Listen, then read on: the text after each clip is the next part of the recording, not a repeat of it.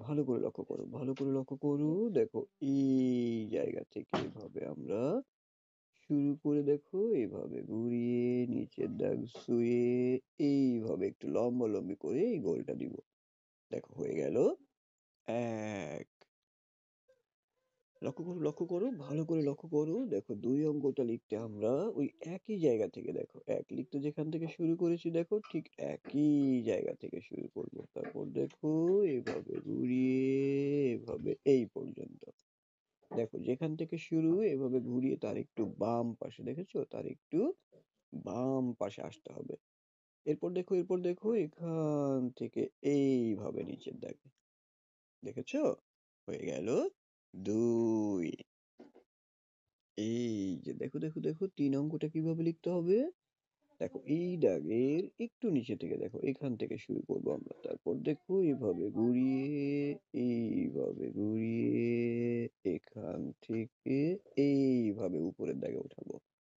আর বইয়ের মতো দেখানোর জন্য এই গোলটাকে আমরা একটু ভরাট করে দিতে পারি। তাহলে লিখে নাও এবারে ৩ অঙ্কটা লিখে নাও। যেভাবে দেখেছো ঠিক সেইভাবে লিখে নাও। তো এই যে দেখো ৪ অঙ্কটা লিখতে আমরা এই দাগের একটু নিচে থেকে শুরু করব।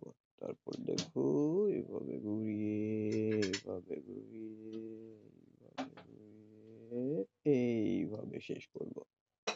ওকে, লিখে নাও তাহলে সুন্দর করে লিখে নাও। এই যে তাকাও এদিকে, তাকাও এদিকে।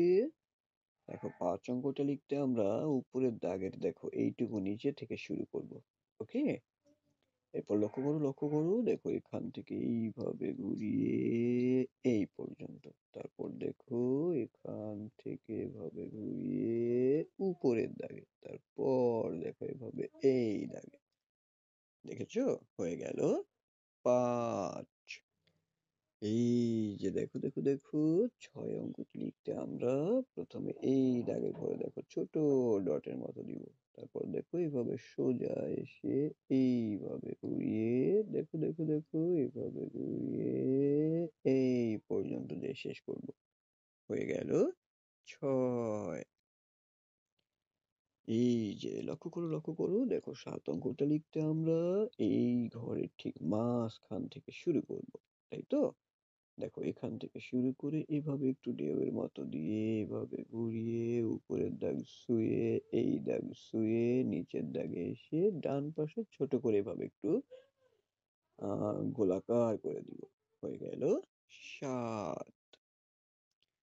দেখো ৮ অঙ্ক লিখতে আমরা প্রথমে এই দাগ থেকে দেখো এইভাবে সোজা এসে তারপর এইভাবে ঘুরিয়ে দিব। ভালো করে লক্ষ্য করো, ভালো করে লক্ষ্য করো।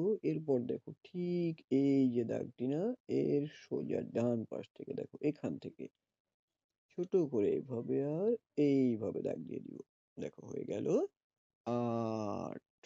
তো এই যে দেখো ৯ অঙ্কটি লিখতে আমরা দেখো এই যে নিচের দাগটা না নিচের দাগ দেখো নিচের দাগের সাথে মিশিয়ে দেখো নিচের দাগের সাথে এই যে মিশিয়ে এইভাবে ঘুরিয়ে আবারও নিচের জায়গায় আসবো।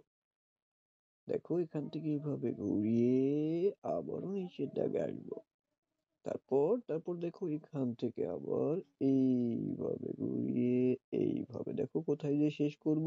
এই যে যেখান থেকে শুরু করেছি দেখো গোল দিয়ে এই গোলটাকে আমরা ভরাট করব বইয়ের মতো দেখানোর জন্য। আর দেখো এই গোলটার উপরে যে আমরা ৯ অঙ্কটা শেষ করব। তো এই যে দেখো ১০ অঙ্কটি লিখতে আমরা কি করব দেখো, আমরা আগে যেভাবে ১ অঙ্কটি প্র্যাকটিস করেছি দেখো ঠিক সেইভাবে আগে আমরা ১ অঙ্কটি লিখে নিব। তাই তো? এরপর দেখো শূন্যটা কেমন হবে? দেখো উপর থেকে একটু ছোট হবে আর একটু বাঁকা হবে। আর নিচের দাগে মিশবে। দেখো কিভাবে? এইভাবে ঘুরিয়ে দেখো এইভাবে। দেখেছো? উপর থেকে একটু ছোট নিচের দাগে মিশবে আর গোলটা একটু বাঁকা ভাবে হবে। হয়ে গেল ১০।